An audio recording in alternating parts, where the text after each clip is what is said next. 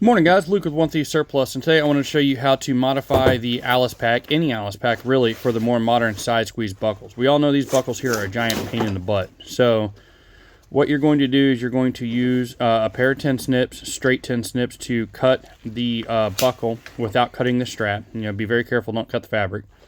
You're going to cut the metal buckle off like so. And once you do that, you're going to remove the little bar. You're going to grab your side squeeze buckle set. You're going to put the male end. You're going to cut a slit into it at an angle, essentially making your own repair buckle. This is the same thing that they do, except they mold it in for repair buckles.